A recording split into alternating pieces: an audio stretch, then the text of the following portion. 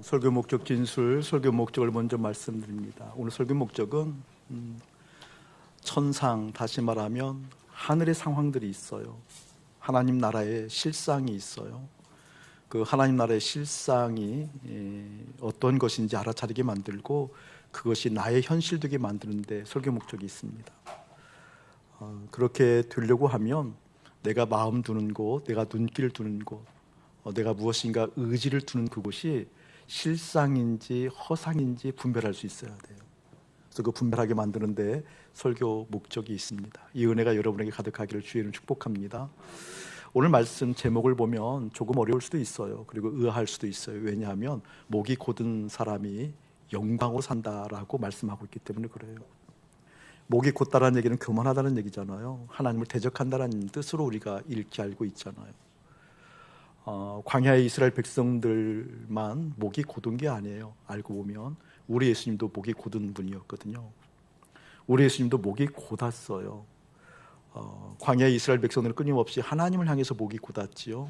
내 뜻을 주장했고 내 생각을 주장했고 내 감정을 주장했고 이것이 옳습니다라고 내 계획한 바를 주장하기 일쑤였어요. 그런데 우리 예수님도 목이 곧았는데 어디에 곧았는 거니? 죄에 대해서 목이 곧았습니다. 사두개인들에 대해서 목이 곧았고요, 바리새파들에게 목이 곧았습니다. 빌라도 총독에게 고난을 받을 때에도 빌라도에게 목이 곧았거든요. 그러니까 목이 곧다라는 개념은 누구를 향해서 어떤 상황을 향해서 곧는가가 달라요. 저는 사랑하는 여러분들이 세상 가치에 대하여 목이 곧기를 축복해요. 저는 여러분들이 예수님의 모범, 예수님을 따라서 세상 죄에 대해서 목이 곧기를 주의 이름 축복합니다. 만만치 않거든요.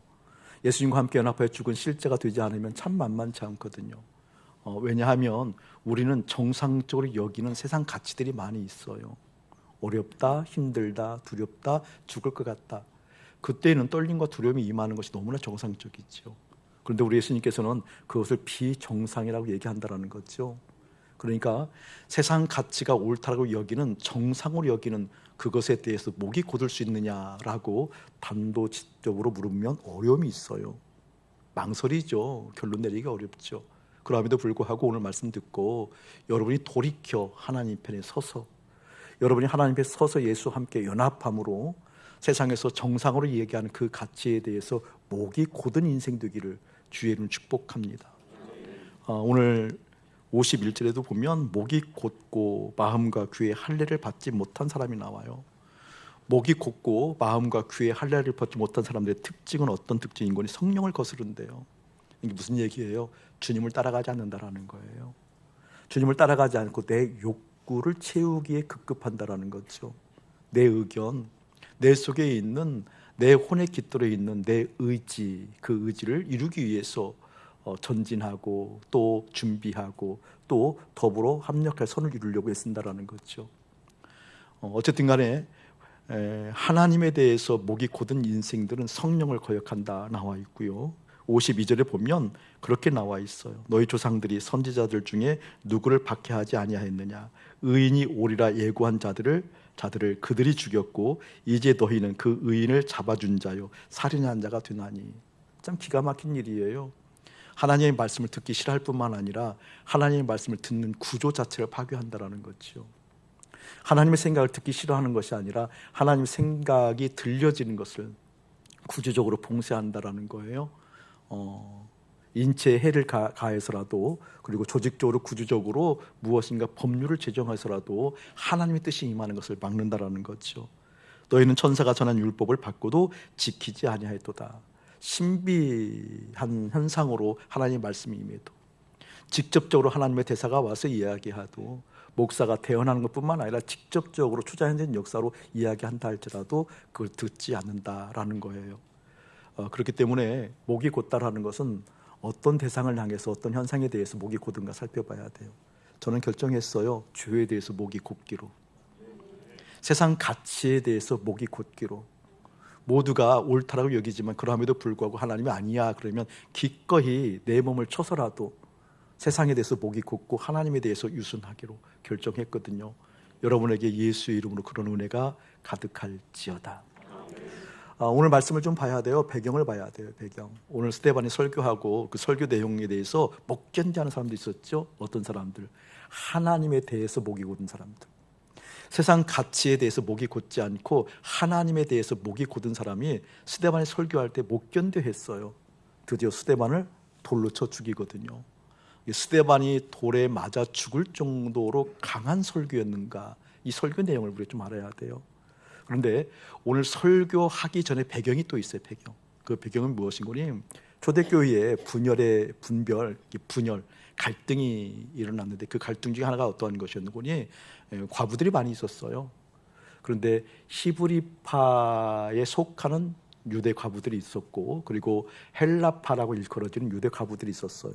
그런데 이 과부들 사이에서 항상 보면 헬라파 유대 과부들이 소외되는 현상이 있어요. 구제 사역이 있어서 도움을 받지 못해요. 그러니까 교회에 분란이 일어났어요. 그 분란이 일어난 것을 보고 사도들이 회의를 하는 거거든요. 우리가 누군가에게 도움을 주고 하나님의 사랑을 전달하려고 그렇게 도움을 주는 역할을 했는데 하나님 뜻이 아닌가 봐. 우리는 말씀과 기도에 전무하고 그 일을 실제 담당할 수 있는 집사를 뽑자 그러잖아요. 그래서 7 집사를 뽑아요. 뽑아서 교회 사역을 담당하게 하거든요.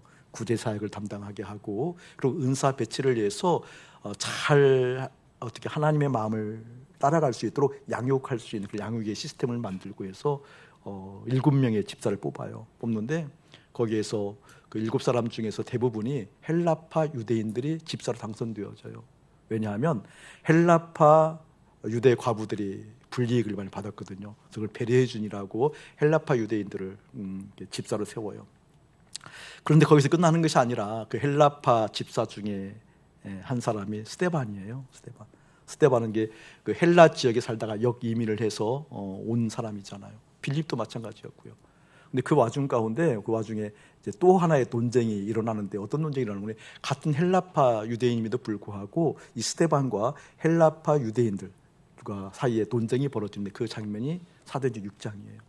예를 들면 헬라파 유대인들이 갖고 있는 아픔이 있어요. 또 뭐라 그럴까? 그 뜨거운 다짐이 또한 함께 있어요. 무슨 얘기인 거니? 이들은 역이민한 사람이거든요. 헬라 지역에 살다가 유대 땅으로 돌아왔어요.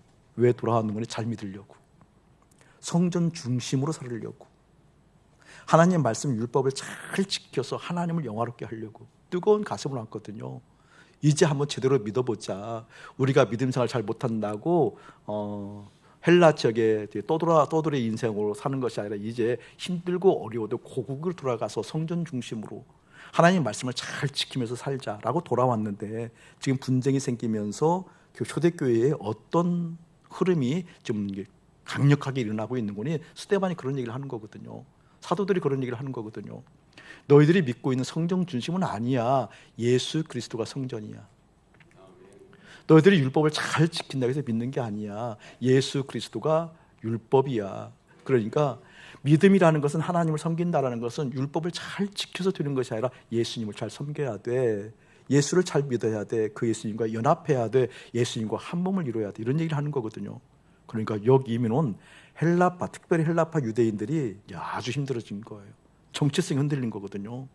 굳은 결의를 가지고 굳은 마음을 먹고 이민을 와서 잘 믿어보려고 그러는데 믿고자 하는 그 내용들을 허물어 버리니까, 믿고자 하는 그 가치들이 아니라고 부정하니까 막 분한 마음이 일어나는 거예요. 그래서 논쟁이 벌어지는데 6장 10절에 보면 어떤 말씀이 나오는 거니? 스데반에게 성령과 지혜가 충만했대요.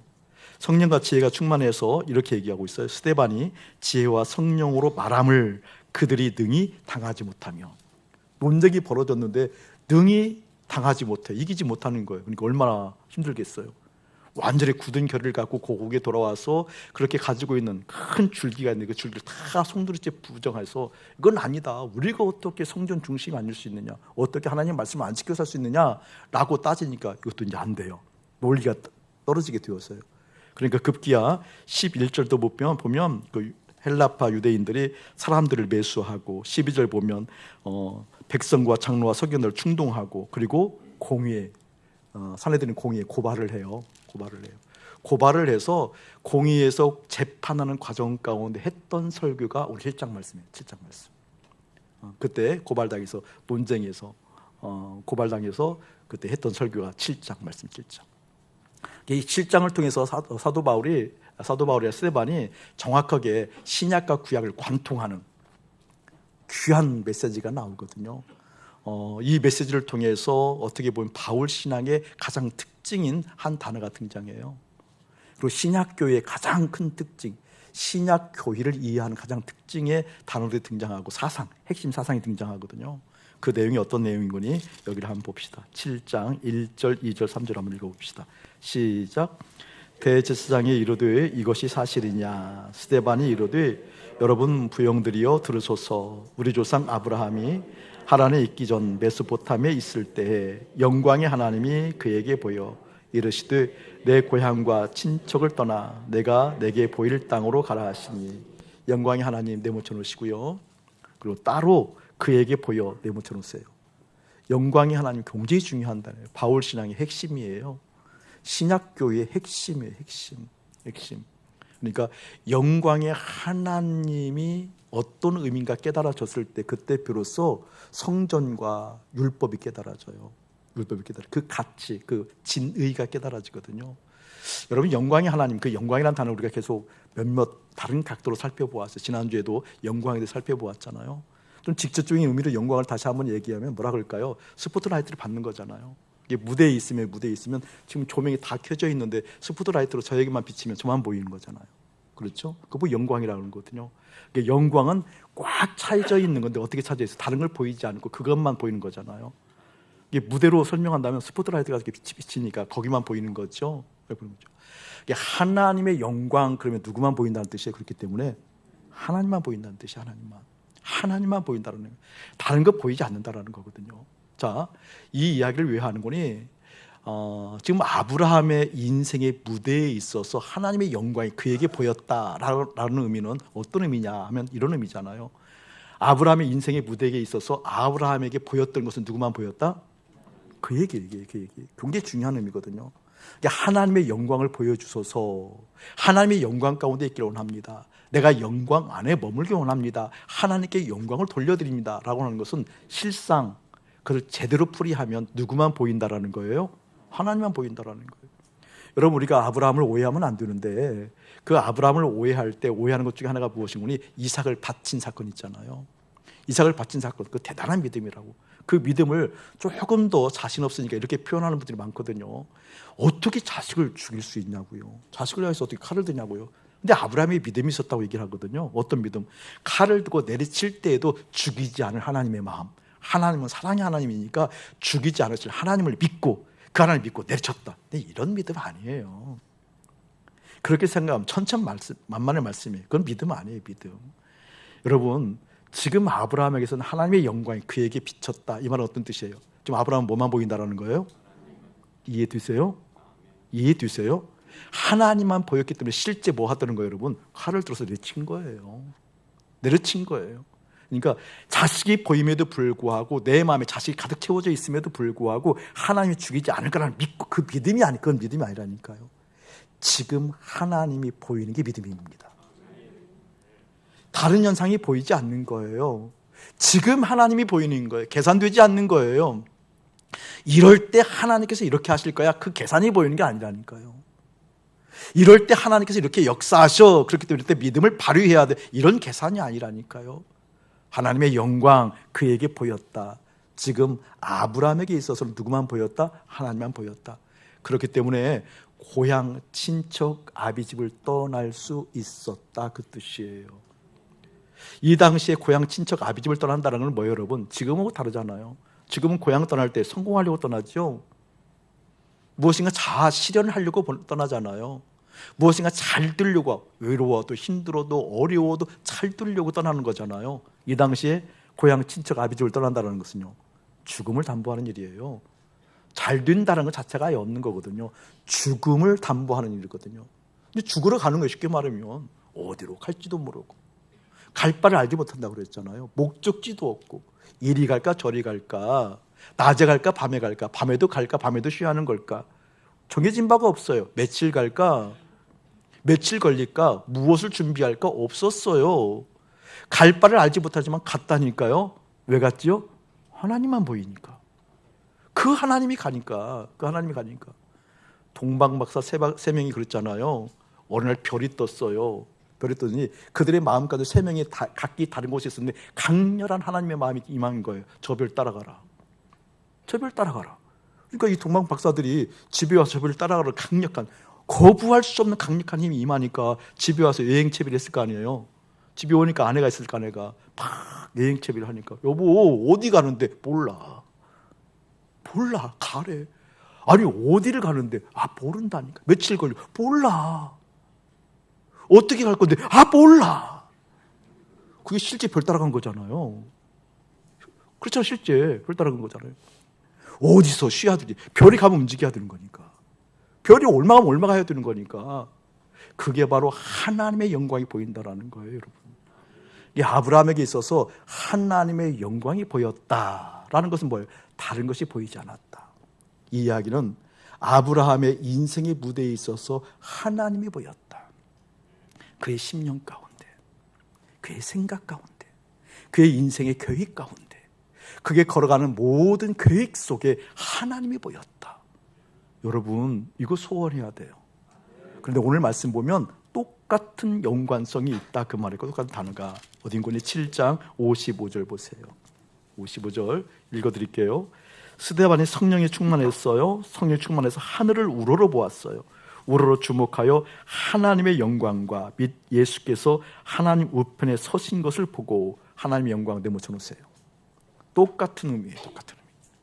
아브라함에게 하나님의 영광이 보여서 고향 친척 아비집을 떠난 것과 마찬가지로, 후에 이삭을 잡은 것과 마찬가지로 지금 스데반에게 무엇이 보였다라는 거예요? 하나님의 영광 보였다. 하나님의 영광 보였는데 그 뒤에 보면 뭐라고 나오는 거니? 예수께서 하나님 우편에 서신 것을 보았다. 하나님의 영광 보좌를 보았어요. 그 옆에 예수 그리스도 서 있는 걸 보았어요. 저를 보실래요, 여러분? 중요한 장면이에요. 지금 스데반이 믿음의 시작이라고 일컬어지는 아브라함을 이야기하면서, 믿음의 조상이라고 이야기하는 아브라함을 이야기하면서 하나님의 영광을 보아서 그 하나님의 영광을 따라갔어 라고 얘기하면서 오늘 신약에 와서 누굴 얘기하는 거예요? 본인 얘기하는데 뭘 봤다라는 거예요? 하나님의 영광을 봤다라는 거예요. 하나님의 영광을 보는데 이렇게 얘기해요. 56절 보면 말하되 보라 하늘이 열리고 동그라미 쳐놓고요. 인자가 하나님 우편에 서신 것을 보노라 한데, 하늘이 열렸어요. 여러분, 저는 사랑하는 여러분들이 하늘이 열리는 은혜가 있어야 된다라고 강력히 부르짖습니다. 열려야 돼요. 골로새서 첫 시간에 하늘이 열리는 것에 대해서 강력하게 얘기할 거예요. 흑암에서 아들의 나라로 옮겨졌을 때 그런 의미거든요. 하늘이 열렸다 그 뜻이거든요. 저는 여러분들이 열려야만 살아요. 열려야만 실체를 보아요. 실체를. 자, 보세요, 여러분.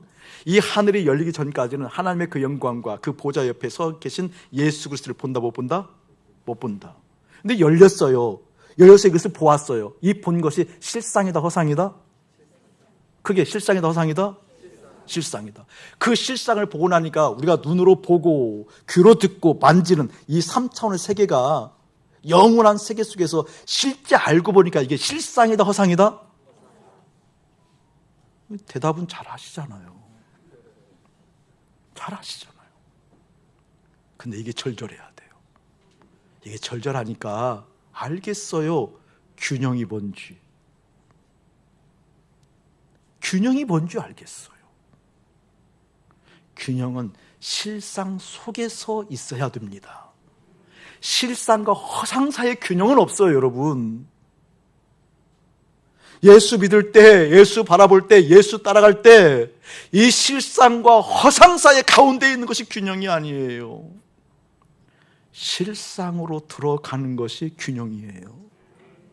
신앙의 균형을 허투루 얘기하지 않기를 주의 이름으로 축원합니다. 여러분, 하늘이 열렸어요. 보이는 거예요. 하나님의 영광이 보이는 거예요. 그 옆에 서 계신 예수가 보이는 거예요. 우리가 어떻게 그 하나님께 갈 수 있다라는 거예요. 어떻게 하나님만 볼 수 있다라는 거예요.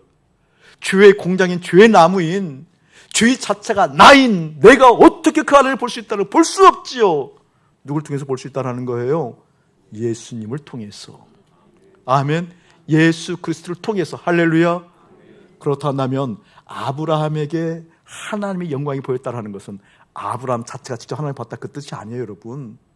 설명되고 표현되지 않았지만, 나타나지 않았지만 처음부터 함께 계신 그 예수 그리스도가 어떻게 아브라함에게 있었다 그 뜻이에요. 그래서 신약과 구약을 관통하는 단어가 하나님의 영광이다 그 뜻이에요. 관통한 단어예요. 그래서 바울 신학의 핵심, 바울 신학의 핵심, 신약교의 핵심이기도 하고, 저는 그게 너무나 뜨거운 거예요. 하나님, 사랑하는 하나님의 사람들이 이제 하늘이 열려서 실상을 실상으로 보기를 원하나이다. 허상을 실상으로 알고 있는 이 세대가 하나님의 실상이 보여서 내가 보고 만지고 듣는 것이 실상으로 착각하고 있어 이것이 마치 영원히 있을 것처럼 온 에너지를 다 쏟고 사는 속은 무리들이 실상을 제대로 알기 원합니다. 이 소원이 여러분에게 강력하게 일어나기를 예수의 이름으로 축복합니다. 하나님, 내가 무엇으로 사나요? 내가 무엇으로 힘을 얻을 수 있나요? 내가 무엇을 향해서 달려가는 인생인가요?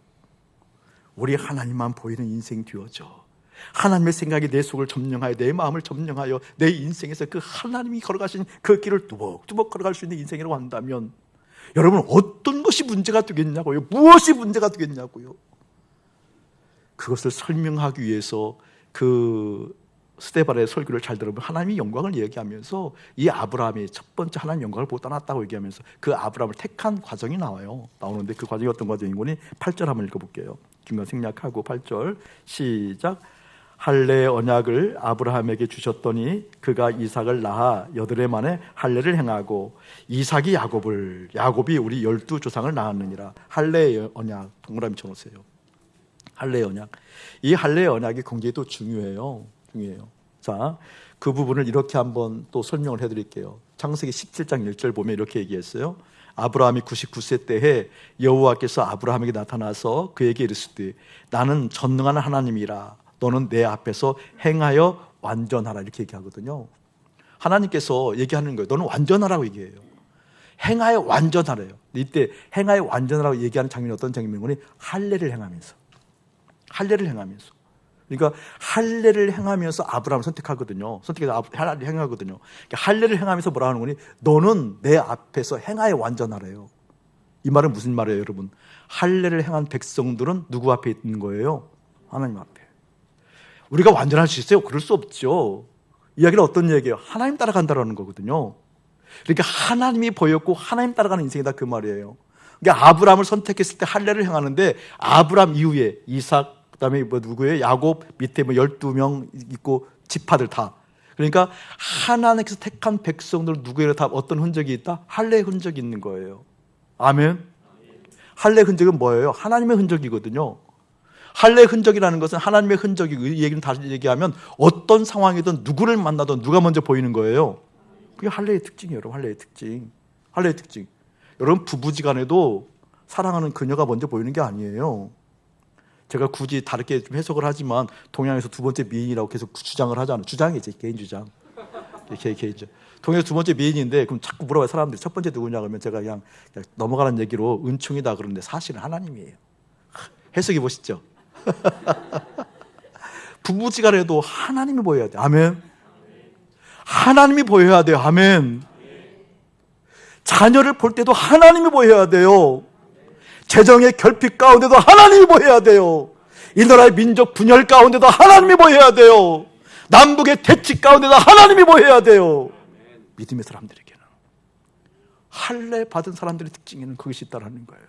하나님 어떤 상황이든 어떠한 사람을 만나든 어떠한 조건이 있어야 유리하든 불리하든 유불리에 관계없이 나는 하나님을 바라보는 하나님이 보여주는 하나님의 영광이 많은 할례 받은 사람입니다. 이 의식이 지배해야 되거든요. 그런데 우리는 하나님이 보이는 게 아니에요. 다른 것이 보이는 거잖아요. 여러분, 하늘을 봤을 때 하늘 보좌에 영광스러운 하나님이 보였고 그 옆에 누가 있는 거예요? 우리 예수님이 보이는 거잖아요. 그게 큰 의미가 있는 거예요. 여러분, 이야기는 예수님과 아버지 사이에는 다른 것이 끼인 것이 없다 그 말이에요. 이 설교 했던 기억나죠? 예수님과 하나님 사이에, 그 보좌 사이에는 아무것도 끼어 있는 것이 없는 거예요. 그렇기 때문에 하나님의 영광을 봤다는 것은 내 마음에 다른 것이 끼인 것이 없는 거예요. 할례를 행했다는 것은 무엇을 의미하는 내 마음에 다른 것이 두는 것이 아니에요. 하나님이 먼저 보이는 거예요. 아멘. 우리는 내 마음에 얼마나 다른 것이 끼어 있냐고요. 얼마나 많은 욕구들이 끼어 있냐고요. 얼마나 성공과 그리고 안락함과 안전과 평안과 기쁨과 희락과 사랑과 온통 나를 중심으로 하는 그 안전장치, 그 행복이 얼마나 내 심령 가운데 끼어 있냐고요. 아니에요. 여러분, 내 마음에 끼어 있는 것이 재정이 어려움이 있어 재정이 가득 끼어 있다고 한다면 하나님의 영광이 아니라 돈의 영광입니다. 아멘. 안 나오네. 하나님의 영광이 아니랄까요? 이놈의 자식, 행여나 이놈의 자식, 행여나 이놈의 자식 어떻게 될까봐, 행여나 이놈 공부 안 하고 저렇게 다른 짓 하고 어머니 짓 하고 빙빙빙빙 돌면 행여나 나중에 어떻게 될까봐, 그래서 너무나 안타까워서 예배당에 가서 기도하고 근데 사실 그 기도가 누구 때문에 하는 거예요? 행여나 그놈의 자식, 맞죠? 그러면 하나님의 영광이라 그놈의 자식 영광이라니까요. 아파요, 힘들어요, 어려워요, 갈등이 있어요. 저놈만 없으면 살 것 같아요. 저 인간만 저 자리에서 폭 파서 얼로 옮아가면 내가 살 것 같아요. 내 삶의 자리에서 저 원수만 없으면 살 것 같아요. 그것이 가족인 사람도 있어요. 웃어줘야 이 설교가 부드러워집니다. 내 삶의 자리에서 가까운 그 사람, 여러분, 무슨 미움이 들어와 있는 것이 아니라 그 사람이 들어와 있는 거죠. 미운 그 사람. 그러면 하나님의 영광이 아니라 미운 그 사람의 영광이다, 그 뜻이에요. 하나님의 영광, 그 보좌 앞에 예수 그리스도를 보느냐, 이 이야기는 하나님과 예수 그리스도에 아무것도 끼어있지 않는 그 상태가 할례를 받은 상태란다, 그 뜻이에요. 너는 내 앞에서 행하여 완전하라. 어떤 뜻이라고요? 주님과 나 사이에 아무것도 끼어있지 않는, 되나요? 안 되지요. 그래서 예수님과 함께 연합하는 거예요. 노력해서 되나요? 아니요. 그래서 노력을 다른 노력 아니라 주님이 내 안에 들어오기를 주님과 함께 연합하는데 노력하는 거예요. 여러분, 이게 쉽나요? 안 쉽죠. 그러니까 어떻게 되는 거예요? 예수님과 함께 멍에를 메고 온유와 겸손하신 그 주님께 나아가 주님의 짐으로 쉬워지는 은혜를 경험하는 거예요. 그 은혜가 사랑하는 여러분에게 예수의 이름 가득할지어다. 그렇게 이야기를 하는 거거든요. 아브라함이 나오고 이삭과 야곱이 나오고 또 요셉이 나오잖아요. 요셉이 나와서 이렇게 저렇게 몇백 년 동안 힘들고 어렸을 때 하나님께서 요셉을 통해서 일을 역사를 했다. 그런데 또 여차여차해서 요셉을 알지 못하는 왕들이 나와서 또 노예살이를 했다. 그런 얘기를 쭉 한 거거든요. 설교를. 노예살이를 했을 때 하나님께 택해서 모세를 선택했는데 이 모세를 통해서 초자연 역사를 통해서 하나님께서 그들을 애굽을 시켰어 라고 하는 장면 나오면서 이렇게 나와요. 어떤 장면이 나오는 거예요? 여기를 한번 보세요. 38절. 그 모세를 얘기 쭉 하면서 38절 보면 이렇게 얘기하고 있어요. 시작. 시내산에서 말하던 그 천사와 우리 조상들과 함께 광야 교회에 있었고 또 살아있는 말씀을 받아 우리에게 주던 자가 이 사람이라. 광야 교회 네모처럼 광야 교회. 우리 하나님께서 모세를 통해서 광야 교회를 인도하잖아요. 근데 광야 교회라고 스데반에 특별히 표현하고 있다는 거예요. 여러분, 우리가 교회는 특별히 많이 공부를 했으니까 교회는 그리스도의 몸, 할렐루야. 그럼 그리스도의 몸이기 때문에 몸의 머리는 따로 있는 거죠. 그렇죠? 여러분, 광야에서만 특별히 머리를 인식할 수 있는 힘이 더 생겨요. 힘이 광야에서만. 이게 광야에서 몸이다 그런다면 머리가 없으면 광야에서는 움직일 수 없잖아요. 여러분, 교회라는 것은 머리가 있어야 돼요. 교회가 머리 노릇하면 안 돼요. 골로새서 우리가 공부하지만 뭐라는 거예요? 교회는 그리스도의 몸이라고 얘기하잖아요. 에베소서처럼. 그래서 몸의 머리 되신 예수 그리스도 이렇게 얘기를 하는 거잖아요. 근데 광야교회 보세요, 여러분. 광야는 어디부터 나온 거예요? 애굽에서 나온 거예요. 애굽에서 출애굽했어요. 잘 보세요, 여러분. 광야교회로 누가 인도했는? 하나님께서 인도하셨어요. 하나님께서 강권적으로, 하나님께서 일방적으로 밀어붙여서 초자연적인 역사를 일으켜 세우셔서 광야로 몰아내셨다고요. 하나님께서. 왜 그런 줄 아세요, 여러분? 출애굽했잖아요. 이 이야기는 광야에는 애굽에 좋은 것 있다 없다? 그 뜻이에요. 애굽에서는 우리의 욕구를 채울 만한 것 있었어요. 성공해볼까? 줄 대볼까? 스펙 쌓아볼까? 내 욕구를 채우는 것을 충분하게 해볼까? 가능성이 있다고 착각할 수도 있지만 가능성이 있다고 도전해 볼 만한 것이 애굽이었어요. 애굽에는 먹을 거 있었어요. 입을 거 있었어요. 성취할 만한 것도 있었어요. 성공의 자리가 있었어요. 내가 무엇인가 하든지 그에 알맞는 걸맞는 자리를 취할 수 있고 인정받을 수 있는 욕구를 충분하게 생산할 수 있는 곳이 애굽이었어요. 그것으로부터 광야로 몰아냈어요. 그럼 광야는 뭐예요? 그렇게 할 수 있는 것이 없다 그 뜻이에요. 사방을 둘러봐도 모래덩어리, 사막, 바람, 뜨거움, 죽음을 방불케 하는 열악한 조건, 오로지 하늘만 바라봤을 때 보이는 하나님의 역사, 그게 하나님의 영광이라니까요. 그 틀거리가 할례받은 백성들의 틀거리라니까요. 이러한 삶 속에서 살아가는 인생이 아니라 나는 하나님 바라봐야 삽니다, 하나님의 역사가 내 속에 임해야 삽니다라고 하는 그 광야교회의 역사가 여러분에게 일어날지어다. 저는 여러분에게 강력하게 이 시간 도전하고 싶어요. 여러분 부활하셔야 됩니다. 예수님과 함께 연합하여 죽고 예수님과 함께 부활해야 됩니다. 아멘. 부활한 사람만이 주님과 함께 있을 수 있거든요. 그래서 물을게요. 여러분 부활한 거 믿습니까? 부활하셨습니까? 오, 3분의 1로 줄은 것 같아요. 주님 이거 어떡합니까? 이거 소개를 진행해야 되는데. 부활하셔야 돼요. 부활의 자리에 있으셔야 돼요. 부활은 죽었다 태어나는 것이잖아요. 부활의 자리가 있어요. 부활의 자리. 여러분 부활의 자리가 광야입니다. 세상에서 죽고 다시 태어난 그곳이 광야거든요. 이게 부활의 자리에 있다, 내가 부활했다는 것은 뭐예요 여러분? 이 광야교회를 경험하는 거예요. 이 광야교회를 경험하지 않는 부활은 없어요 여러분. 중요한 의미가 있어요. 중요한 의미. 여기를 읽고 더 설명해 드릴게요. 지금 스데반이 하늘이 열려서 하늘의 영광을 봐요. 주님만 보아요. 그러니까 돌 맞잖아요. 막 부르르 떨면서 그 헬라파 유대인들 중심으로 인해서 자기들의 정체성이 무너지니까 성경 중심, 그 다음에 물주법을 잘 지키려고 하니까 부정하니까 막 돌을 들기 전에 막 모함을 해서 그 다음에 꾸며서 좀 스데반을 공의에 고발을 해서 재판받는 과정 가운데 이 설교를 하니까 다시 부르르 떨어요. 부르르 떨어서 57절 보면 그들이 큰 소리를 지르며 귀를 막고 일제히 그에게 달려들어 성 밖으로 내치고 돌로 칠세. 증인들이 옷을 벗어 사울이라 하는 청년의 발 앞에 두냐. 사울이 그걸 봐요. 사울이 하나님의 영광을 실제 보거든요. 그래서 바울 신학에 있어서 가장 특징적인 요소가 되어져요. 자, 이렇게 하면서 59절 보면 그들이 돌로 스데반을 치니 스데반이 부르짖어 이르되 주 예수여 내 영혼을 받으시옵소서. 죽어가면서 여기서 보면 막 주님 내 영혼을 받으시옵소서라고 얘기할 때 스데반이 뭐라고 얘기하냐면 다른 곳에 보면 저들의 주를 용서하옵소서 그러거든요. 알지 못한다라고. 그러네. 60절 무릎을 꿇고 크게 불러 이르되 주여 이 죄를 그들에게 돌리지 마옵소서. 이 말을 하고 잔다는 의미로 다시 설명하겠죠. 들어보실래요 여러분?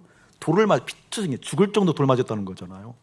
돌을 웬만큼 맞아도 안 죽더라고요. 제가 맞아봤어요. 찢어지기를 했거든요. 근데 웬만큼 맞아서는 사람 안 죽어요. 보니까 돌로도 막 연거퍼요. 매번 막 집중적으로 머리를 공격당해서 죽는 거죠. 이게 돌을 쳤다 간다 하면은 이게 피투성이 됐다 그 얘기거든요. 근데 피투성이 됐을 때 그 고통과 아픔이 극심하면 주여 이 죄를 그들에게 돌리지 마옵소서 할 수 있어요? 그 말을 못해요. 지금 통증이 너무 크고 하는데 어떻게 그러다 믿음의 사람이니까 해야 돼. 이 찢어질 같은 고통, 찢어졌지 이미. 이 참을 수 없는 극한의 고통임에도 불구하고 나는 믿음의 사람이니까 나는 그 얘기를 해야 돼. 기필코 해야 돼. 이렇게 혹시 다짐하시는 분들 있어요? 여러분 순교의 현장 가운데 여러분 혹시 가면 그런 영광을 취하면 그때에도 나는 믿음의 사람이니까 그래 그때에도 막 내가 불태워져 죽는 찢겨 죽는 사자배 믿는 그 상황까지도 믿음의 사람이니까 끝까지 나는 그렇게 해야 할 거야. 하나님 이 고통 가운데도 저들의 죄를 용서해 주시옵시고 나를 받아주옵소서. 이럴 건가요 여러분?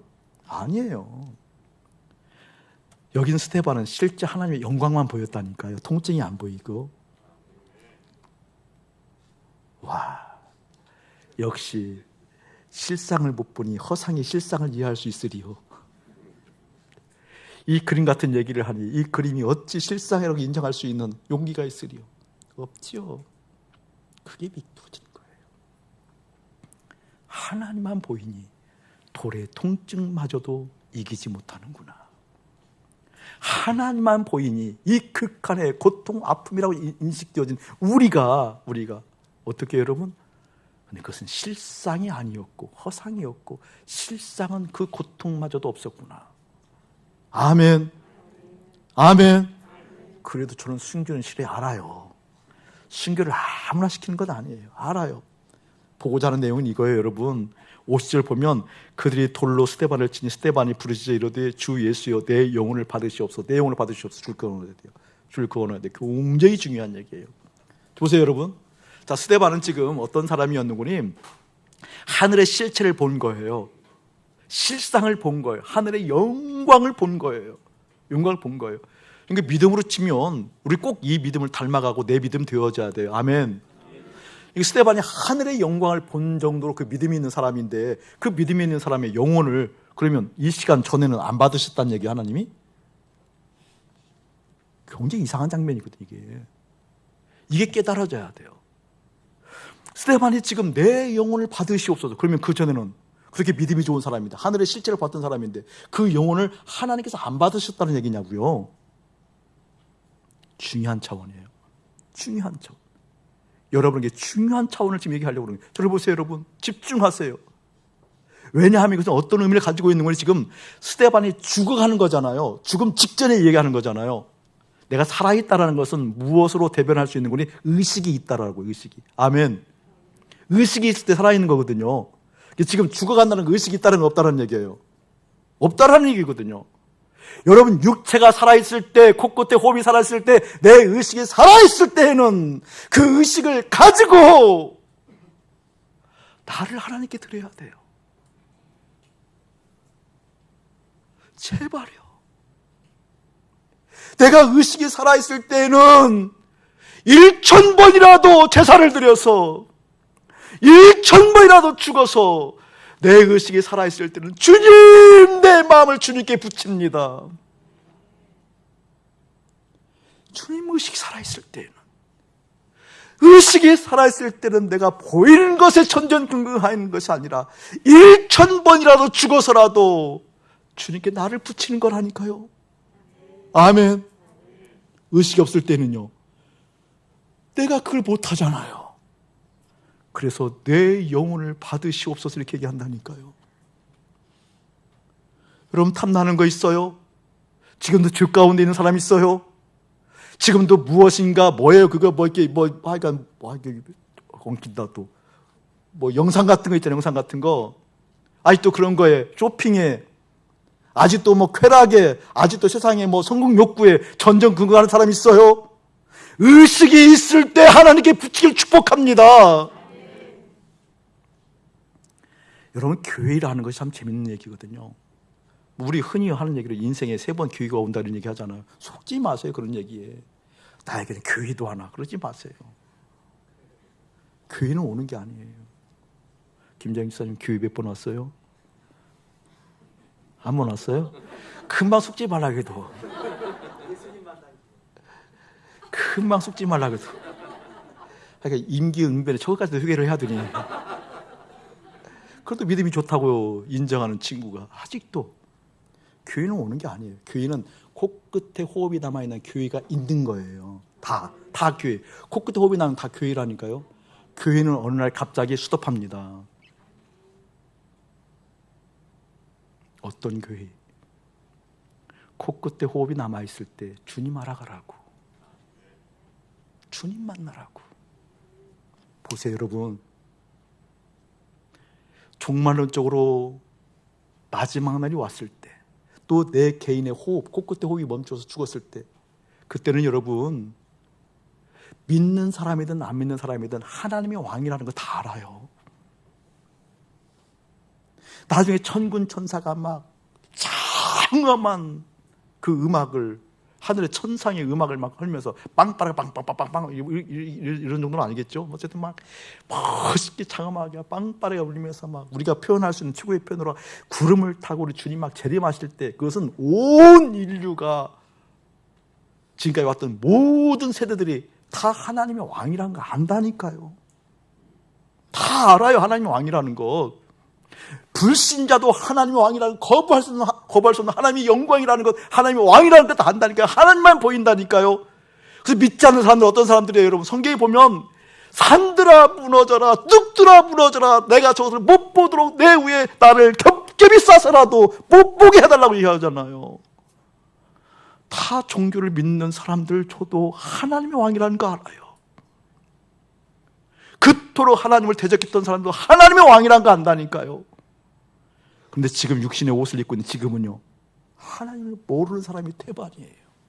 하나님을 왕이라고 인정하는 사람이 태반이에요. 하나님이 나의 구세주요, 나의 전부요, 하나님께서 영광이라는 것을 모르는 사람이 태반이에요. 그래서 육체 곳곳에 있는 한 그것을 알아가라고 주신 교회다, 그 말이에요. 아멘. 내 영혼을 받으시옵소서. 의식이 있을 때, 그래서 1000번이라도 죽어서 의식이 있을 때 내가 주님과 함께 연합하는 것을 경험해서 주님이 진짜 주님이라는 걸 보고, 곳곳에 호흡이 남은 동안 네, 주님이 보입니다. 주님이 진짜입니다. 주님, 다른 것이 나를 휘감을 수 없습니다. 다른 것이 나를 붙들 수 없습니다. 주님, 나 주님 따라갑니다. 이게 믿음이에요. 이 믿음의 영광이 여러분에 가득하기를 예수 이름 축복합니다. 그래서 목이 곧을 때 곧아야 돼요. 하나님께 목이 곧으면 큰일 나요. 우리 예수님처럼 주에 대해서 목이 곧고, 그 예수님 따라가 우리의 삶도 세상 가치에 대해서 목이 곧고, 그 예수님처럼 아버지를 바라보는데 온유하고 온순하고, 세상 가치에 대해서는 세상이 이루고자 하는 모든 것들에 대해서 목이 곧은 인생이 되어져서 주님 따라가기를 예수 이름 축복합니다. 1000번 죽을 수 있는 교회 주셨어요. 날마다 죽느라 고백했던 사도 바울의 고백이 내 고백이 될 수 있다고 말씀하셨어요. 그런데 그렇게 하지 못하는 우리의 고집을 좀 내려놓자고요. 이것 보느라 저것 키우느냐, 저것 붙잡느라 저것 향해 달려가는 우리의 고집을 좀 십자가에 못 박자고요. 내 편견을, 내 판단을, 여러분 정말 강력하게 얘기해요. 말씀 대적하지 마세요. 하나님께 그 목이 곧은 거예요. 절대 말씀 대적하지 마세요. 말씀이 하나라도 틀린 게 없잖아요. 지금 말씀 대적하지 마세요. 세상에 대해서 목이 곧고 주님 따라가는 여러분 심령 되어지기를 예수의 이름으로 축복합니다. 우리가 곳곳에 호흡이 남아있는 육체가 있는 것은 하나님의 영광 경험하라고 있는 거예요. 어느 날 그 교회 잃어버립니다. 어느 날 그거 잃어버립니다. 믿음의 모양만 있어 낭패 보는 사람들이 너무 많은 것 같아요. 실제 믿음이 아닌 것을 믿음으로 붙들고 사는 사람이 너무 많은 것 같아요. 진짜 하나님 만나야지요. 전능하신 하나님 진짜 만나야지요. 영광의 하나님 진짜 봐야지요. 1000번이라도 죽어서 내 고집 꺾이고 하늘의 영광 내 속에 임해서 그 생명이 흘러가는 거룩한 인생들 되기를 예수의 이름으로 축복합니다. 이제는 우리 주 예수 그리스도의 은혜와 우리 아버지 하나님의 극진하신 사랑하심과 성령님의 감화감동 교통하심이 목이 곧아야 하늘의 영광으로 산단다, 그 의미를 깨닫고 내 고집을 벗고 내 존재를 십자가에 못 박고 하늘 영광을 따라가기를 원하는 거룩한 백성들 가운데 이들로부터 영원무궁토록 함께 할지어다. 아멘.